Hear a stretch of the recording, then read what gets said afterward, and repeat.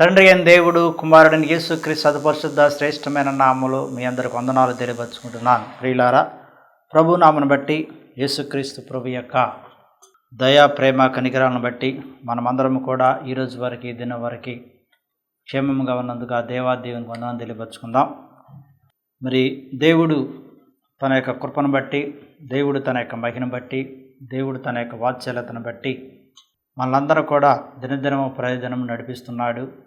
దినదినము ప్రయోజనము కూడా ఇహలోకములో జీవించడానికి దేవుడు ఎంతగానో సహాయం చేస్తున్నాడు. ప్రియులారా, యేసుక్రీస్తు ప్రభు మరణించి మూడో నాడు పునరుత్థానమై ఉన్నాడు.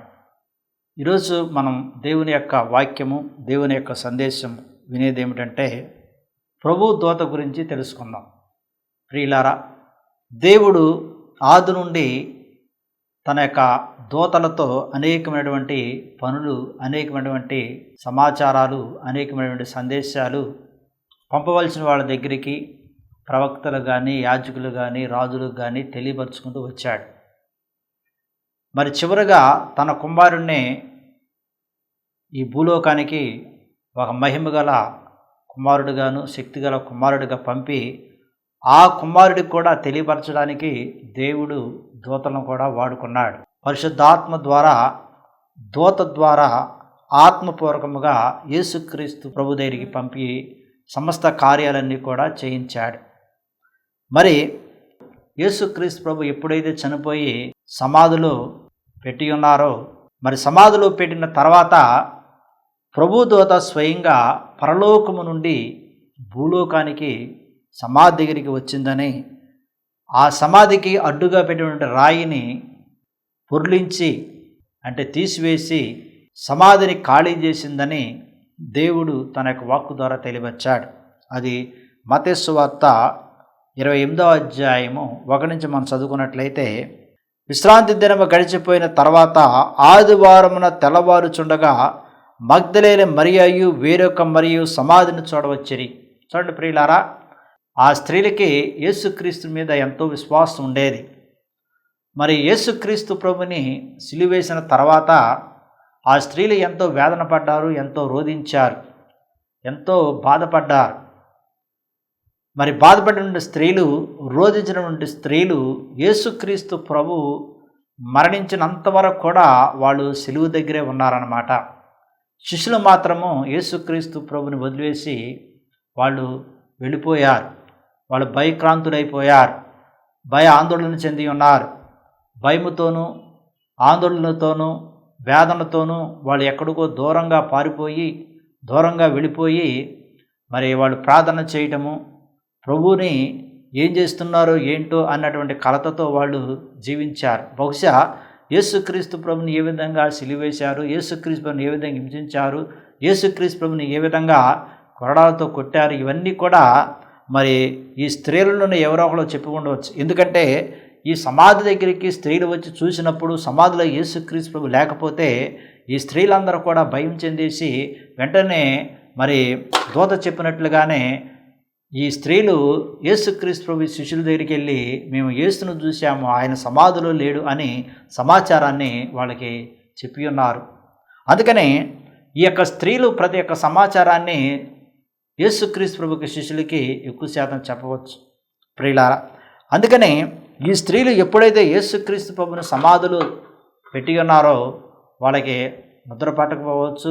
వాళ్ళ కన్నీటితోనూ వేదనతోనూ బాధపడుతూ రోధిస్తూ, అయ్యో మన ప్రభు యొక్క శరీరాన్ని, మన ప్రభు యొక్క దేహాన్ని వీళ్ళు సమాధులు పెట్టారు, కనీసము మనం చూసుకోవడానికి కూడా అవకాశం లేదు, ఎందుకంటే పెద్ద బండరాయి ఈ సమాధికి అడ్డుగా పెట్టారని వాళ్ళు ఎంతో కలత చెంది ఉండొచ్చు. బహుశా కలత చెందడమే కాకుండా, వాళ్ళ ఆందోళన చెందడమే కాకుండా ఆ సమాధి దగ్గరికి వెళ్ళటానికి కూడా ఎట్టి పరిస్థితుల్లో కూడా అవకాశం లేదు. ఎందుకంటే రోమా గవర్నమెంట్ వారు ఆ సమాధిని వాళ్ళ ఆధీనంలో ఉంచుకున్నారు. ఆ సమాధిని వాళ్ళు ఆధీనం ఉంచుకోవడమే కాకుండా అక్కడ కావలి వారిని ఉంచారు, రాత్రనగా పగలనగా కాపలా వాళ్ళని ఉంచారు. ఎవరిని రానియకుండా, ఆ సమాధి దగ్గరికి ఎవరిని రానియకుండా మరి కావలి వారిని కూడా సమాధి చుట్టూ ఉంచారు. ప్రియులారా, అంటే ఎంత కట్టుదిట్టముగా, ఎంత భద్రముగా ఆ సమాధిని భద్రపరచడానికి, ఆ సమాధి దగ్గరికి ఎవరు రానియకుండా చేయటానికి వాళ్ళు ఎంతగానో ప్రయత్నం చేశారు. అందుకని ఆ సమాధిని కూడా సీల్ చేశారని బైబిల్ గ్రంథంలో వాక్యం రాయబడి ఉంది. ఆ సమాధిని సీల్ చేసి ముద్రేసి అది రోమా గవర్నమెంట్ వారు తమ యొక్క ఆధీనంలో ఉంచుకున్నారన్నమాట, ఎవరు రావడానికి వీలు లేకుండా.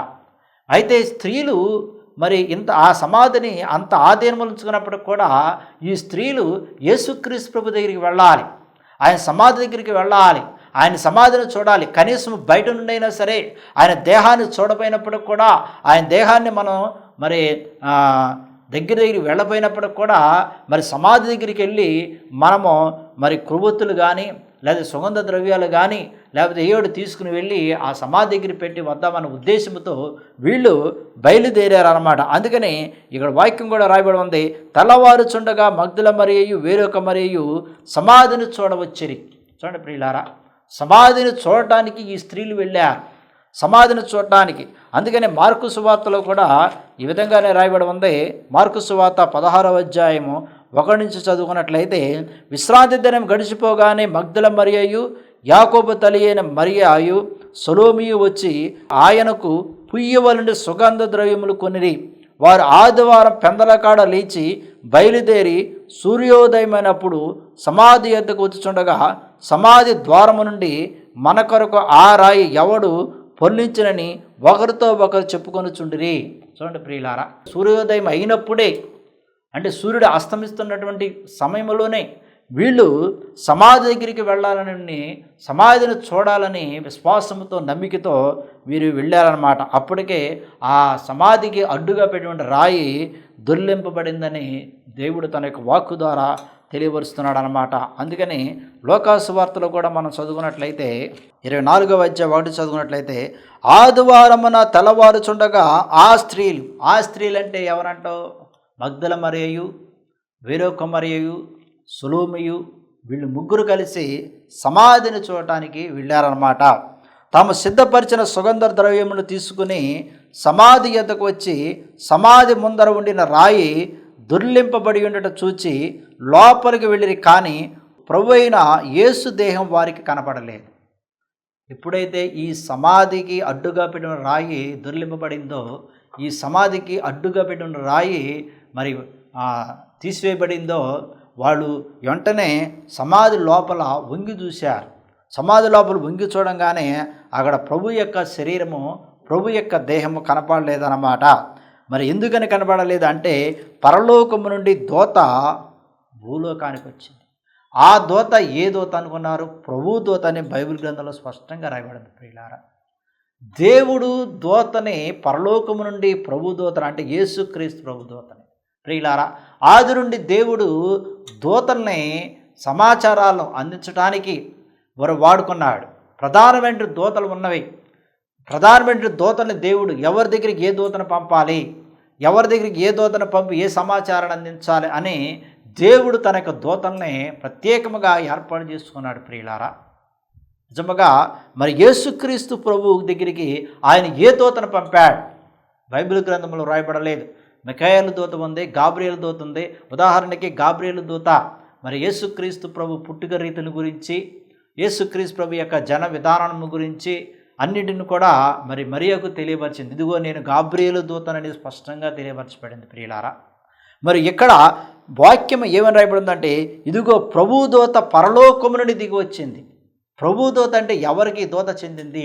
ఒక ప్రత్యేకమైన దూత ఎవరికంటే క్రీస్తు ప్రభువుకు చెందింది అన్నమాట ప్రియులారా. దేవుడు కుమారుడికి ఒక ప్రత్యేకమైన ఒక దూతని ఏర్పాటు చేశాడు.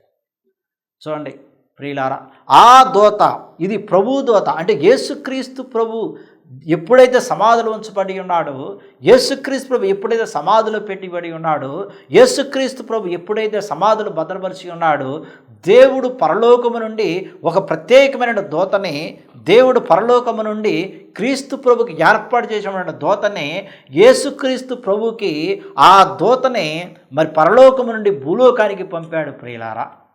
పరలోకము నుండి భూలోకానికి మరి తండ్రి కుమారుడు కొరకు ఆ దూతను పంపాడు. ఎందుకని తండ్రి కుమారుడి కొరకు ఒక ప్రత్యేకమైన దూతను ఏర్పాటు చేశాడు? ఎందుకని తండ్రి పరలోకము నుండి భూలోకానికి దూతను పంపాడు అంటే ప్రియులారా, కుమారుడు తండ్రి యొక్క చిత్త ప్రకారంగా జీవించాడు కాబట్టి, కుమారుడు అనేకమైన శ్రమలు అనుభవించాడు కాబట్టి, కుమారుడు సర్వ మానవులు అందరికీ ప్రాణం పెట్టి ఉన్నాడు కాబట్టి, కుమారుడు తన యొక్క రక్తాన్ని మా సర్వమానవులు అందరి కొరకు అర్పించాడు కాబట్టి, ఆయన కుమారుడికి ఒక దూతని ఏర్పాటు చేశాడు. ఇది ఎప్పుడు తండ్రి ఏర్పాటు చేశాడు, ఇది ఎప్పుడు తండ్రి కుమారుడి కొరకు ప్రత్యేకమైన దూతను ఏర్పాటు చేశాడు. చూడండి ప్రియులారా, నిజముగా ఒక తండ్రి కుమారుడికి ఎప్పుడు కూడా ఏదో ఒక ప్రత్యేకమైనటువంటివి దాస్తానే ఉంటాడు. భూలోకములో శరీరకమైనటువంటి తల్లిదండ్రులు కుమారుడికి కానీ కుమార్తెకి కానీ వాళ్ళకి ఆస్తులు కానీ మరి అంతస్తులు కానీ లేకపోతే ఇళ్ళు కానీ లేకపోతే డబ్బు కానీ ఏదో ఒకటి ప్రత్యేకంగా దాచి వాళ్ళకి ఇస్తూ ఉంటారన్నమాట ప్రియులారా. ఏదో ఒక వస్తువు కానీ తండ్రి కుమారుడికి ఇవ్వడానికి ఎంత ఆనందంగా ఉంటాడు, వస్తువు కానీ ఏదైనా సరే ప్రియులారా. మరి అదేవిధంగా కుమారుడు తండ్రి యొక్క చిత్తాన్ని నెరవేర్చాడు కాబట్టి, కుమారుడు తండ్రికి ఇష్టానుసారంగా జీవించాడు కాబట్టి, మరి తండ్రి ఎప్పుడూ ఈ యొక్క ప్రత్యేకమైన దూతను కుమారుడికి ఏర్పాటు చేశాడు. అందుకని ఆ దూతను పరలోకము నుండి భూలోకానికి పంపాడు అన్నమాట ప్రియులారా. మరి ఆ దూత ఎప్పుడైతే తెల్లటి వస్త్రములు ధరించి, ఎప్పుడైతే తెల్లటి వస్త్రములు హిమంతగల వస్త్రములు ధరించి పరలోకము నుండి భూలోకానికి వచ్చిందో, అటువంటి దూతను చూసినటువంటి ఈ కావలవారు ఏమైపోయారంట, మరి కావలవారు వణికి చచ్చిన వారు వలె ఉన్నారన్నాడు. చూడండి ప్రియులారా, దేవుని యొక్క దూతని వాళ్ళు ప్రత్యక్షముగా చూడలేకపోయారు. అంటే అది అంత తెల్లగానే ఉంది. ఇగో ఆ దూత స్వరూపము మెరుపు వలె ఉండెను, అతని వస్త్రం హిమంతయు తెల్లగా ఉందండి ప్రియులారా. అటువంటి హిమంత తెల్లగా ఉన్నటువంటి దూతనే ఈ కావలవారు చూడలేదు. ఈ కావలవారు ఏమి చూశారు? యేసుక్రీస్తు ప్రభుని హింసించడం చూశారు, యేసుక్రీస్తు ప్రభు రక్తం కార్చడం చూశారు, యేసుక్రీస్తు సిలువేయడం చూశారు, యేసుక్రీస్తు ప్రభు ప్రాణం విడిచేయడం చూశారు, యేసుక్రీస్తు ప్రభుని ఆ సిలువ పైనుంచి దించిన తర్వాత సమాధిలో పెట్టడం చూశారు. మరి ఇవన్నీ చూశారు, కానీ వాళ్ళు చూడలేదు ఏమిటంటే వస్త్రం హిమంతి తెల్లగా ఉన్నటువంటి దూతనే వాళ్ళు చూడలేకపోయారు ప్రియులారా. వాళ్ళకి తెలుసు, ఖచ్చితంగా తెలుసు ఏమిటంటే ఆ దూత యేసుక్రీస్తు ప్రభువా లేకపోతే వేరేరా. యేసుక్రీస్తు ప్రభు అయితే వాళ్ళు వెంటనే గుర్తుపెట్టేస్తారు, ఎందుకంటే ప్రభుని వాళ్ళు చూశారు కాబట్టి. కానీ వాళ్ళు ఎక్కువ శాతం ఏమనుకున్నారంటే అది యేసుక్రీస్తు ప్రభు కాదు, అది ఒక ప్రత్యేకమైనటువంటి ఒక దూత, ఒక ప్రత్యేకమైనటువంటి తెల్లటి వస్త్రములు ధరించుకుని హిమంతగా ఉన్నటువంటి దూత. అందుకని వాళ్ళు దానిని చూడంగానే ఏమైపోయారంటే భయక్రాంతులైపోయారు. వాళ్ళలో భయం వచ్చేసింది, వాళ్ళలో వణుకు వచ్చేసింది. వాళ్ళు వణికి ఏమైపోయారంటే చచ్చిన వారి వలె ఉన్నారని వాక్యం స్పష్టంగా రాయబడింది ప్రియులారా. మరి ఆ దూత ఎప్పుడైతే పరలోకము నుండి భూలోకానికి వచ్చిందో అప్పుడు మొట్టమొదటిగా జరిగిన సంగతి ఏంటంటే రాయి పొరలింపబడింది, పెద్ద బండరాయి. అది వాక్యం కూడా స్పష్టంగా రాయబడి ఉంది. యేసుక్రీస్తు ప్రభు సమాధికి అడ్డుగా పెట్టింది ఏమిటంటే పెద్ద బండరాయి అని మరి వాక్యం కూడా స్పష్టంగా రాయబడి ఉంది. మార్కు సువార్త 16వ అధ్యాయము 4వ వచనం చదువుకున్నట్లయితే, వారు వచ్చి కనులెత్తి చూడగా రాయి పొర్లింపబడి ఉండట చూచిరి. ఆ రాయి ఎంతో పెద్దది. చూడండి ప్రియులారా, ఆ రాయి ఎంత పెద్దది అంటే ఎంతో పెద్దది. అంటే ఆ పెద్ద బండరాయిని సమాధికి అడ్డుగా పెట్టడానికి ఈ యొక్క బండ్రోతులు, ఈ కావలవారు, మరి ఇంకా ఈ రోమా గవర్నమెంట్ సైనికులు ఎంతోమంది శ్రమపడి కష్టపడి ఆ రాయిని ఎక్కడి నుంచో తీసుకొచ్చి ఆ సమాధికి అడ్డుగా పెట్టి ఉన్నారు. బహుశా ఇంకొక విషయంలో కూడా మనం అర్థం చేసుకోవచ్చు, ఆ సమాధికి అడ్డుగా పెట్టడానికి ఒక ప్రత్యేకమైన బండరాయి కూడా ఈ రోమా గవర్నమెంట్ వారు తయారు చేయవచ్చు. ఎందుకంటే ప్రభు బ్రతికున్నప్పుడు చెప్పాడు, ప్రభు జీవించినప్పుడు చెప్పాడు, నేను మరి 3వ నాడు పునరుత్థానం అవుతానని, 3వ నాడు లేస్తానని, నన్ను అనేక మంది శ్రమలు పెడతారు, అనేక మంది కష్టాలు పెడతారు, సిలువ వేస్తారు, అయినప్పటికి కూడా 3వ దినమున లేగుట ఆగత్యమని యేసుక్రీస్తు ప్రభు తన యొక్క బోధల ద్వారా, యేసుక్రీస్తు ప్రభు తన యొక్క మాటల ద్వారా, యేసుక్రీస్తు తన యొక్క పలుకుల ద్వారా చెప్పి ఉన్నాడు. ఈ మాటలన్నీ కూడా ఈ రోమా గవర్నమెంట్ వారు, ఈ సైనికులు వీళ్ళందరూ కూడా జ్ఞాపం తెచ్చుకుని, ఈయన 3వ నాడు ఒకవేళ లేస్తే మనం చేసేదంతా కూడా వ్యర్థమైపోద్ది, మనకి విలువ ఉండదు, కాబట్టి ఈయనని 3వ రోజు లేవనేయకుండా ఆ సమాధికి అడ్డుగా ఒక పెద్ద బండరాయి పెడదామనే ఆలోచనతో వాళ్ళు బహుశా ఆ బండరాయి ప్రత్యేకంగా తయారు చేయబడి ఆ బండరాయి పెట్టచ్చు ప్రియులారా. మరి ఇంకొక విషయం ఏంటంటే, యేసుక్రీస్తు ప్రభు చనిపోయిన లాజరు దగ్గరికి వెళ్ళి ఏమన్నాడంటే, లాజరు చనిపోలేదు, నిద్రిస్తున్నాడన్నాడు.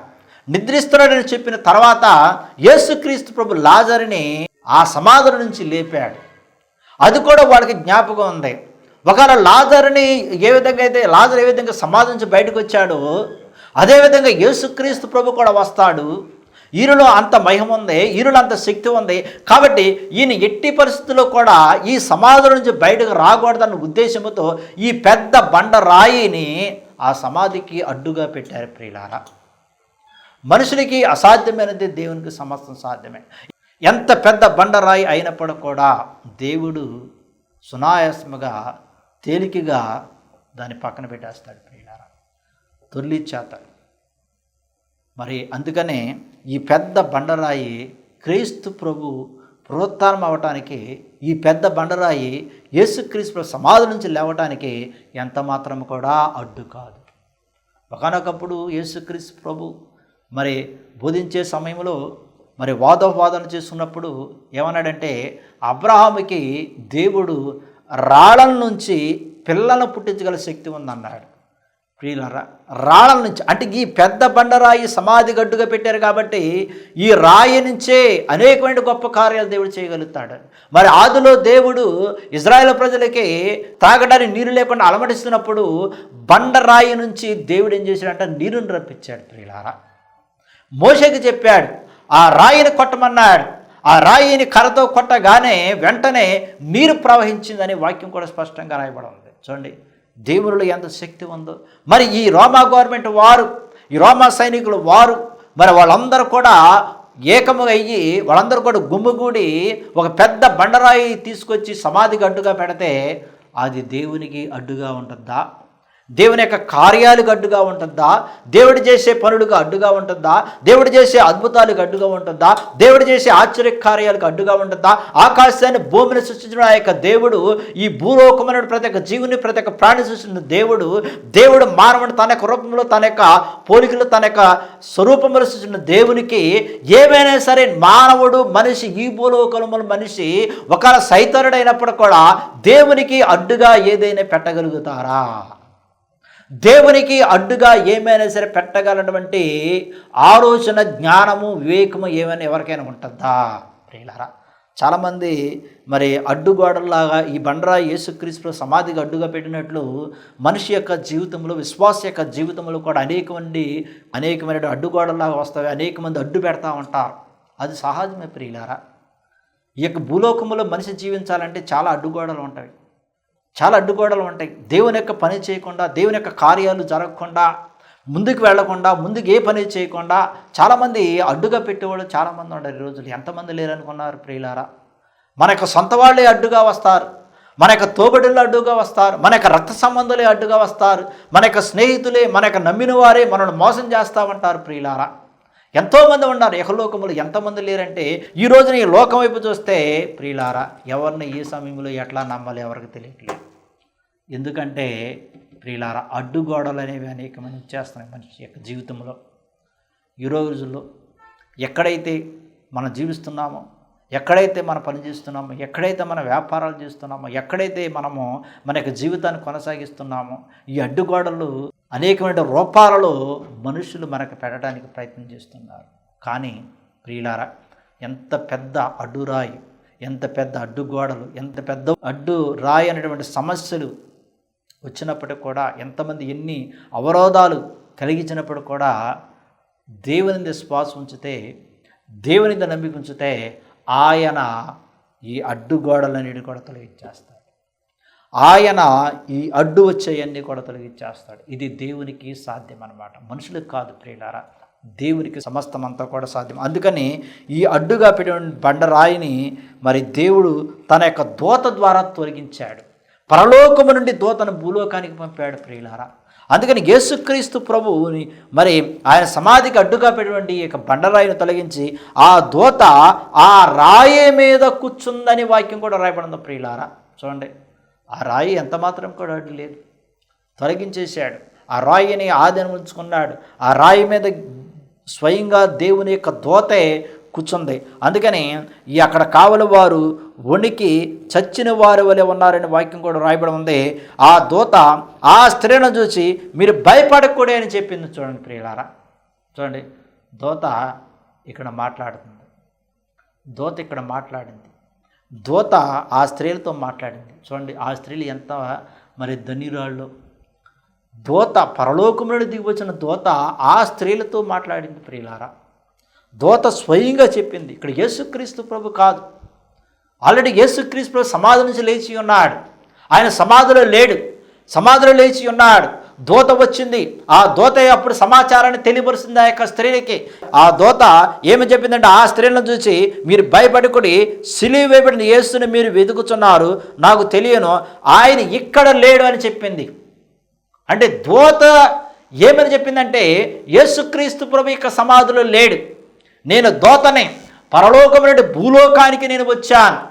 కానీ వాళ్ళు స్త్రీలు ఏమనుకున్నారు అంటే, అది దూత కాదు, యేసుక్రీస్తు ప్రభు అనుకున్నారు. నిజముగా అది యేసుక్రీస్తు ప్రభు కాదు. యేసుక్రీస్తు ప్రభు నిజముగా మాట్లాడితే, యేసుక్రీస్తు ప్రభు నిజముగా మరి వాళ్ళతో సంభాషిస్తే, యేసుక్రీస్తు ప్రభు వాళ్ళు తెలుసు కదా, వాళ్ళు ఎరిగి ఉన్నారు కదా, యేసుక్రీస్తు ఏ విధంగా మాట్లాడతాడు, ఏ విధంగా ఆయన మనతో సంభాషిస్తాడు అనే విషయాలు వాళ్ళు తెలుసు కదా ప్రియులారా. అప్పుడు యేసుక్రీస్తు ప్రభు మాతో మాట్లాడాడు అని వెంటనే వాళ్ళు గుర్తిస్తారు కదా. అయ్యో యేసుక్రీస్తు ప్రభు అని వాళ్ళు వెంటనే గుర్తించి ఎంతో ఆనందంతో సంతోషంతో వాళ్ళు ఉంటారు కదా. కానీ వాళ్ళు గుర్తించలేదు. అది దూతే మరి స్వయంగా వాళ్ళకి తెలియపరిచింది. అందుకని దూత ఏమని చెప్పిందంటే, ఆయన ఇక్కడ లేడు, ఆయన చెప్పినట్లే ఆయన లేచి ఉన్నాడు, రండి ప్రభువు పడుకున్న స్థలం చూచి త్వరగా వెళ్ళి ఆయన మృతుల్లోనే లేచి ఉన్నాడని ఆయన శిష్యులకు తెలియచేయండి. ఇదిగో ఆయన గలిలయలోనికి మీకు ముందుగా వెళ్ళుచున్నాడు. చూడండి ప్రియులారా, దేవుడు యేసుక్రీస్తు ప్రభుని సమాధుల నుంచి లేపేసిన తర్వాత, సమాధుల నుంచి మృత్యుంజయుడు అయిపోయిన తర్వాత ముందుగానే ఆయన గలిలయకు పంపించేశాడు. మరి సమాధి దగ్గర ఎవరు ఉన్నారంటే, ఒక ప్రత్యేకమైనటువంటి దూతను దేవుడు ఏర్పాటు చేశాడు సమాచారం తెలియపరచడానికి. ఆయన సమాధిలో లేడు, మీకన్నా ముందుగానే ఆయన గలిలయలోనికి వెళ్ళిపోయాడు, ఆయన గలిలయ ప్రాంతానికి వెళ్ళిపోయాడు. మీకన్నా ముందుగానే యేసుక్రీస్తు ప్రభు గలిలయకి వెళ్ళాడు. కాబట్టి ఆయన సమాధిలో లేడని దూతే స్వయంగా ఇక్కడ తెలియపరిచింది ప్రియులారా. ఆయన మృతులో నుండి లేచి ఉన్నాడు, ఆయన శిష్యులు తెలియజేయండి, ఆయన గలిలయకు ముందుగా వెళ్ళుచున్నాడు, అక్కడ మీరు ఆయనను చూతురు, ఇదిగో మీతో చెప్పితిని అన్నారు. వారు భయముతోనూ మహా ఆనందముతోనూ సమాధి యొద్ద నుండి త్వరగా వెళ్ళి ఆయన శిష్యులకు ఆ వర్తమానం పరిగెత్తుచుండగా యేసు వారిని ఎదుర్కొని మీకు శుభమని వాళ్ళు చెప్పాడు. అప్పుడు యేసుక్రీస్తు ప్రభు వాళ్ళకి అప్పుడు కనబడి శుభమని తెలియపరిచాడు ప్రియులారా. చూడండి, కాబట్టి యేసుక్రీస్తు ప్రభు ఆయన సమాధులు ఎప్పుడైతే ఉంచారో, పరలోకము నుండి దూత భూలోకానికి వచ్చింది. పరలోకము నుండి దూత భూలోకానికి వచ్చి సమాచారాన్ని తెలియవచ్చింది అన్నమాట ప్రియులారా. కాబట్టి మరి దేవునికి సమస్తమంతా కూడా సాధ్యమే. ఆ దూత, ప్రభు దూత, దేవుడు ప్రత్యేకమైన దూతని యేసుక్రీస్తు ప్రభు కొరకు ఏర్పాటు చేశాడు. కాబట్టి మనం యేసుక్రీస్తు విశ్వాసం ఉంచి నమ్మిక ఉంచి ఆయన మృతుల్లో నుండి లేచి ఉన్నాడని, దేవుడు ఒక ప్రత్యేకమైన దూతని క్రీస్తు ప్రభుకి ఏర్పాటు చేసి ఉన్నాడని శ్వాసముతో నమ్మి జీవించదము. దేవుడి యొక్క వాక్యం దీవించి మహిమవచ్చును గాక. ఆమేన్. ప్రార్థన చేసుకుందాం. మమ్మల్ని మిక్కిలిగా ప్రేమించిన మా యొక్క పరలోక తండ్రి, నీ ఘనమైన శ్రేష్టమైన నామనికి వందనాలు స్తోత్రాలు నా ప్రభువా. నీ నామని నీకు వాక్యాన్ని వినియన్న ఆలకించిన వాక్యాన్ని మర్మాలు సత్యలు బయలుపరిచి నీకే వంద నీకే స్తోత్రం నా ప్రభువా. ఎవరెవరైతే నా తండ్రి ఈ ప్రార్థన ఏకీవిస్తున్న వారిని, వారి కూడా సమయంలో అందరూ కూడా నీ కృప నింపు, జీవించే విధానం కూడా తోడు ప్రార్థన చేస్తున్న తండ్రి. వారికి ఎట్ట అవసరాలను నీకే తెలుసు కాబట్టి ప్రతి ఒక్క అవసరం తీర్చమని ప్రార్థన చేస్తున్న తండ్రి. అనారోగ్యంతో బాధపడుకుని ప్రత్యేకంగా ప్రార్థన చేస్తున్న తండ్రి. ఎవరెవరైతే అనారోగ్యంతో బాధపడుతున్నారో వారిని తట్టండి, ముట్టండి, వారికి సంపూర్ణ ఆరోగ్యం కలగని ప్రార్థన చేస్తున్న తండ్రి. కీళ్ళ నొప్పులు, మోకాళ్ళ నొప్పులు, నడు నొప్పులు ఏమైనా సరే ఉన్నట్లయితే నీ నామను విడుదల విముక్తిని కలగని ప్రార్థన చేస్తున్న తండ్రి. మేము చేస్తున్న ప్రతి ఒక్క పనిపాట్లు కూడా తోడు నేడుకొనమని మా రక్షకుడైన యేసుక్రీస్తు సదుపరిశుద్ధ నామములో ప్రార్థన చేసి అడిగి అడుగుతున్న తండ్రి. ఆమేన్.